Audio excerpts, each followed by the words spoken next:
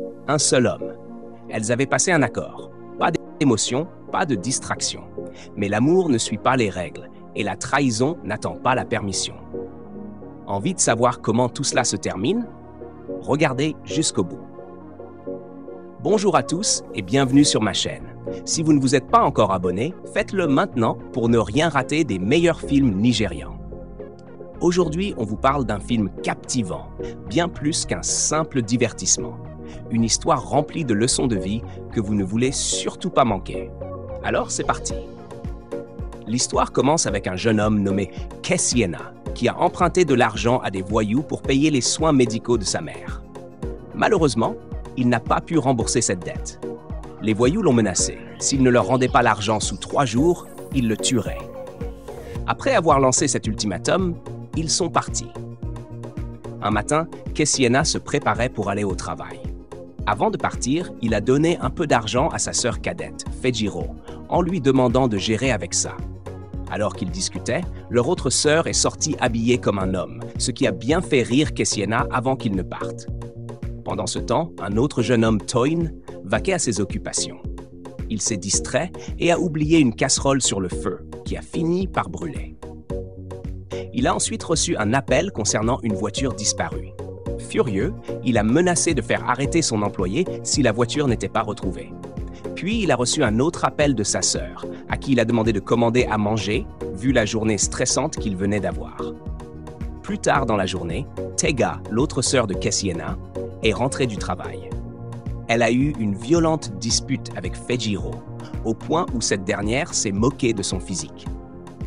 Peu après, 2 voyous sont venus chercher Kessiena, qui n'était pas là. Ils ont insulté Tega et Fejiro, les traitant de tous les noms et menaçant de brûler leur maison. Après leur départ, Kessiena, qui s'était caché, est sorti et a avoué qu'il devait 3 millions de Naira. Ses sœurs étaient choquées. Cette nuit-là, Toin continuait ses recherches sur la voiture disparue, liée à ses affaires. Le lendemain, Toin a rencontré Kessiena, qui travaillait comme agent. Il lui a dit qu'il cherchait une personne douce et patiente pour s'occuper d'une personne paralysée et qu'il était prêt à payer 300 000 Naira. Kessiena était stupéfait par la somme. Après avoir fini ses appels, Toin a demandé à Kessiena de trouver la bonne personne pour le poste, et celui-ci a signé les documents nécessaires. Ce même jour, Kessiena était agacé par les disputes constantes entre ses sœurs pour des broutilles. Il leur a proposé une solution à leurs problèmes financiers. L'une d'elles devrait accepter le travail, séduire l'homme et assurer une vie meilleure. Pendant leur discussion, l'une des sœurs a aperçu Toin en train de tremper du gari, ce qui l'a poussé à réfléchir. Le lendemain matin, Toin était sur le point d'aller faire du jogging, mais il est retourné à l'intérieur pour s'occuper de sa demi-sœur. Pendant ce temps, Kessiena se préparait à sortir. Tega s'est approché de lui et il lui a dit qu'il comptait supplier les voyous pour avoir plus de temps. Elle a refusé, trouvant cela trop risqué.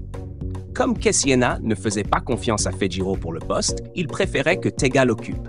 Alors qu'il critiquait Fejiro, cette dernière a tout entendu et est entrée. À ce moment précis, les voyous sont revenus. Kessiena s'est vite cachée pendant qu'ils fouillaient la maison. Ils ont menacé de vendre les perruques qu'ils voyaient, mais ont dit qu'elles ne valaient pas grand-chose. Frustrés, ils sont repartis en proférant de nouvelles menaces. Tega et Fejiro sont allés voir Kessiena, toujours caché. Cette fois, il a dit qu'il était prêt à se rendre si les voyous revenaient. Le lendemain, Tega était furieuse contre Fejiro pour avoir répandu des mensonges sur elle. Peu après, Kessiena est revenu, couvert de blessures.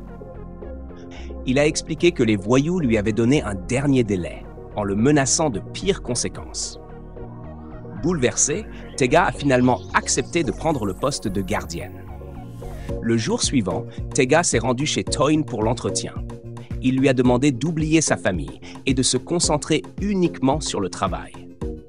Elle lui a parlé de son côté attentionné et de la manière dont elle avait pris soin de leur grand-mère. Après l'entretien, Toin a informé sa sœur Dubra qu'il avait engagé une aide. Dubra, qui bégayait, ne voulait pas de présence étrangère, mais Toin a insisté, car il devait gérer ses affaires. Lorsque Tega a rencontré Dubra, elle a essayé de créer un lien avec elle en étant drôle et gentille. Toutefois, Toin a demandé à Tega de partir pour le moment et a promis de la recontacter. Alors maintenant, la grande question est, seriez-vous prêt à prendre un grand risque pour protéger vos frères et sœurs? Regardons ensemble et découvrons si Tega obtiendra le poste. Tega raconta tout à son frère, ce qui le mit en colère. Cependant, à sa grande surprise, il reçut un message lui annonçant que Tega avait déjà commencé le travail. Cette nouvelle l'enthousiasma. Ce même jour, chez Toyn, Tega s'occupait de Dubra. Quand cette dernière eut besoin d'aller aux toilettes, elle préféra communiquer avec son frère au lieu de parler directement à Tega. Cela blessa Tega, qui la supplia de s'adresser à elle directement à l'avenir. Avec le temps, elles commencèrent à s'apprivoiser. Plus tard dans la journée, Toyn rentra chez lui et remercia Tega pour son aide. Cependant, il précisa clairement que sa priorité devait rester le soin de sa sœur, et non de lui. Tega lui confia que Dubra l'appréciait, mais il n'était pas d'accord et lui conseilla simplement de faire preuve de patience. Ce soir-là, le frère de Tega fouilla dans son sac, furieux de ne pas y trouver un véritable accessoire féminin. Fejiro trouva la situation amusante et se moqua de lui.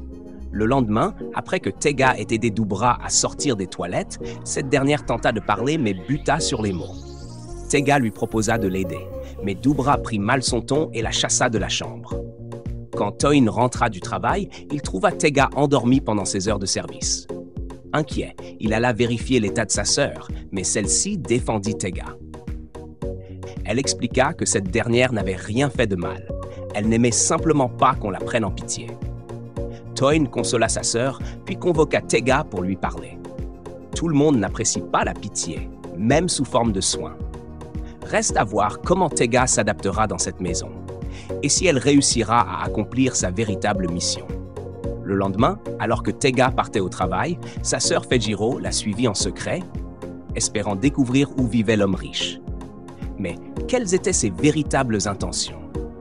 Avait-elle un plan qui risquait de tout gâcher? Plus tard, Tega eut une conversation à cœur ouvert avec Dubra. Elle lui raconta qu'elle aussi, autrefois, avait eu du mal à accepter son corps. Elle encouragea Dubra à embrasser sa différence et lui expliqua que son rôle dans la vie était peut-être d'enseigner la patience et l'amour. Touchée, Dubra commença à voir en Tega une véritable amie. Pendant qu'elle préparait le repas dans la cuisine, Tega raconta une histoire à Dubra. Toyn entra et fut ravi de les voir aussi complices. Il sourit et partit faire son jogging. Pendant son jogging, Toyn rencontra une jeune femme qui avait besoin d'aide. Il l'aida et elle en profita pour se présenter. Elle venait tout juste d'emménager dans le quartier. Ils échangèrent leurs coordonnées en discutant. Plus tard, Toyn rentra chez lui et sembla apprécier discuter avec la nouvelle venue, détournant peu à peu son attention de tout le reste. Quand Dubra parla à Tega de cette femme qui captait désormais toute l'attention de son frère, Tega s'inquiéta. Elle craignait que cela mette en péril l'opportunité que sa famille et elle espéraient tant. Dubra lui demanda alors de l'aider à descendre. Pendant ce temps, Fejiro commença à appeler et à discuter avec Toyn. Ils commencèrent à bien s'entendre. Quelques semaines plus tard, Kesiena eut une discussion avec Tega, se plaignant du peu de temps qu'elle lui consacrait. Elle lui expliqua que son patron était très occupé. Ils remarquèrent également que Fejiro était absente et Kesiena décida de l'appeler. Fejiro, en réalité, était en rendez-vous avec Toyn. Elle lui parla de sa voiture de rêve, la Lamborghini Urus 4.0 de 2024, décrivant sa vitesse, son confort et sa puissance comme celle d'une supercar. Ils partagèrent leur passion et passèrent un bon moment ensemble. Plus tard ce jour-là, Toyn ramena Fejiro chez lui. Tega fut choqué de voir sa sœur là. Toyn fit les présentations et Tega entra dans une colère noire. Cela allait à l'encontre de leur plan initial. Dubra tenta de la rassurer en disant qu'ils étaient dans l'autre salon, mais Tega demeura troublé. Une violente dispute éclata dans la maison entre Tega et ses frères et sœurs. Fejiro tenta d'expliquer qu'elle voulait seulement prouver à leur frère qu'il avait tort à son sujet. Cependant, Kesiena exigea qu'elle cesse immédiatement, mais elle refusa. Le lendemain matin, Fejiro fut surprise de voir Tega habillée de façon très féminine. Sans dire un mot, elle quitta précipitamment la maison. Au travail, Toyn fut aussi surpris par le changement de style de Tega. Il la complimenta et elle lui rendit le sourire avant qu'il ne parte. Doubra remarqua également cette transformation et fit une remarque. Elles s'encouragèrent mutuellement, partageant leurs difficultés personnelles. Pendant ce temps, Toyne envoya un message à Doubra pour l'informer qu'il rentrerait tard, car il avait un rendez-vous avec Fejiro. En entendant cela, Tega se mit à parler négativement de sa sœur, et ce de plus en plus. Plus tard, Tega tenta de réconforter son patron, espérant le détendre, mais il la repoussa. Elle partit, humiliée. Le lendemain, Fejiro suggéra une idée brillante à Toyne, et ça fonctionna. Elle lui mentit ensuite en disant qu'elle avait un rendez-vous important, ce qui fit grandir l'admiration de Toyne pour elle. Pendant que Doubra et Tega passaient du temps ensemble, Fejiro et Toyne rentrèrent. Tega n'apprécia pas de voir sa sœur aussi proche de Toyne. Après leur départ, Doubra, qui avait remarqué les sentiments de Tega pour son frère, se moqua gentiment d'elle. Tega promit qu'un jour, elle parlerait à Toyne, mais seul le temps nous dira quand. Plus tard, Tega envoya à son frère 300 000 Nera pour le loyer. Ils discutèrent du fait qu'il leur restait encore 3,5 millions à rembourser. Il la remercia et ils achetèrent de quoi manger pour le soir. Pendant ce temps, Toyne et Fejiro passaient de plus en plus de temps ensemble. Elle parla de sa famille, mais lui mentit lorsqu'il insista pour les rencontrer. Doubra les interrompit, remarquant que Fejiro monopolisait toute l'attention de son frère. Toyne parla avec sa sœur Doubra et lui confia qu'il envisageait sérieusement de faire bientôt une demande en mariage, mais qu'il apprenait encore à mieux connaître la personne. Après leur conversation, il la raccompagna jusqu'à sa chambre. Plus tard, alors que Toyne raccompagnait Fejiro, il lui demanda de nouveau où elle habitait dans la résidence, une question qu'il lui avait déjà posée. Fejiro continua à mentir sur sa localisation. Flattée par son charme, elle commençait à tomber amoureuse de lui, ce qui la rendait hésitante à lui demander de l'argent, même si elle en avait initialement prévu l'intention. Tega supplia sa sœur Fejiro de rester loin de Toyne et lui rappela leur plan initial. Mais Fejiro refusa et dit à Tega de ne pas se mêler de ses affaires. Tega resta frustrée et continua à se plaindre. Cette nuit-là, Fejiro se sentait à la fois excitée et partagée. Elle croyait avoir trouvé l'amour, mais était contrariée parce que ses sentiments troublaient l'objectif pour lequel elle était venue. Pourtant, elle appréciait le temps passé avec Toyne. Un matin, alors que Tega s'apprêtait à partir au travail, elle vit son frère en train de pleurer. Quand elle essaya de savoir pourquoi, il se contenta de lui demander d'aller travailler. Au travail, Tega était visiblement bouleversé et en larmes. Doubra le remarqua et lui demanda ce qui n'allait pas. Après l'avoir fait s'asseoir, Tega s'ouvrit sur les difficultés de sa famille. Elle expliqua combien il lui était déchirant de voir son frère pleurer, ce qui toucha profondément Doubra. Sans qu'elle le sache, Toyne écoutait leur conversation en arrière-plan. Plus tard, Doubra alla voir son frère et lui mentit en disant qu'elle avait besoin d'une grosse somme d'argent. En réalité, c'était pour aider la famille de Tega, mais Toyne refusa de lui donner. Elle s'excusa et expliqua qu'elle voulait simplement aider parce que Tega était une bonne personne. Malgré cela, Toyne déclina toujours. Pendant ce temps, alors que Fejiro se maquillait, son frère Kessiena vint voir ses progrès. Il lui fit remarquer que comme Tega n'avait pas rapporté d'argent, Fejiro, étant plus proche de Toyne, devait prendre ses responsabilités. Même si Fejiro était sincèrement amoureuse, elle lui assura qu'elle ferait de son mieux. Kessiena la complimenta alors sur son apparence. Plus tard dans la journée, Tega informa Toyne que le traitement médical de Doubra touchait à sa fin. En partant, elle aperçut Fejiro avec Toyne. Ce dernier demanda à Fejiro son avis au sujet de l'argent que Tega avait demandé. Fejiro lui conseilla simplement de suivre son cœur, puis ils sortirent ensemble. De retour à la maison, Doubra parla à Tega de son kinésithérapeute, qui pensait qu'elle pourrait marcher à nouveau. Tega l'encouragea et dit qu'elle y croyait aussi. Soudain, Doubra reçut une notification de crédit de 4 millions de Nera. Elle était folle de joie. Quand Toyne revint, Tega le remercia sincèrement et Doubra exprima aussi son bonheur. Ce soir-là, Tega rentra chez elle et partagea la bonne nouvelle avec son grand frère. Lui aussi était très heureux, réalisant que les problèmes de leur famille avaient été réglés en une seule journée. Fejiro arriva également, soulagé seulement que Toyne n'ait pas été victime d'une arnaque. Tega imposa alors une règle. Fejiro ne devait plus jamais venir à son lieu de travail. Elle se déclara désormais la principale source de revenus de la famille. Leur frère Kessiena prit le parti de Tega et remit Fejiro à sa place. Un autre jour, alors que Toin et Fejiro passaient du temps ensemble, Toin alla chercher son portefeuille dans sa chambre. En son absence, Tega et Fejiro eurent une violente dispute. Toin les surprit et exigea de savoir ce qui se passait. Les deux sœurs révélèrent leur vérité.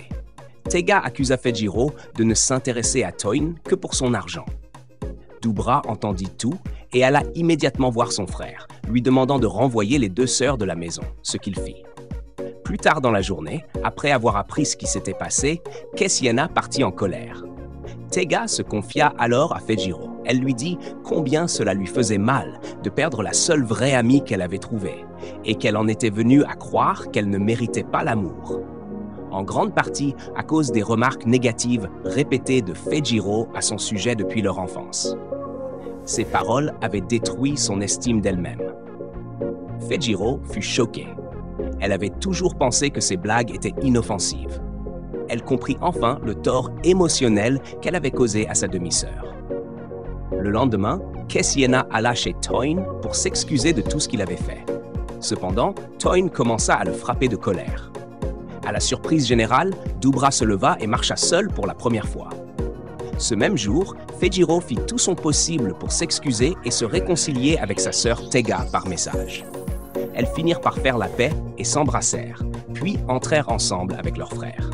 Plus tard, Fejiro alla présenter ses excuses à Toin et exprima ses intentions sincères, expliquant que sa sœur n'avait jamais fait partie de ses plans. Malgré l'amour que Toin avait pour elle, il conclut qu'ils ne pourraient jamais être ensemble et Fejiro s'en alla discrètement. À partir de ce moment, Doubra commença ses séances de kinésithérapie et s'améliora progressivement jour après jour, semaine après semaine. Un jour, Tega fut surprise de voir sa sœur Fejiro chercher un travail peu rémunéré. Tega insista pour qu'elle oublie ce poste et lui proposa plutôt de lui apprendre à faire des manucures. Elles parlèrent de beaucoup de choses et renouèrent émotionnellement, ravivant l'amour qu'elles partageaient autrefois. Quelques mois plus tard, dans la cuisine, Doubra, désormais capable de marcher, préparait le plat préféré de son frère, des spaghettis. Elle parla avec affection de Tega, l'appelant sa sœur, et dit qu'elle avait choisi de lui pardonner. Toin pardonna aussi à Fejiro, reconnaissant qu'elle ne lui avait jamais demandé d'argent ni accepté aucun des cadeaux qu'il lui avait offerts.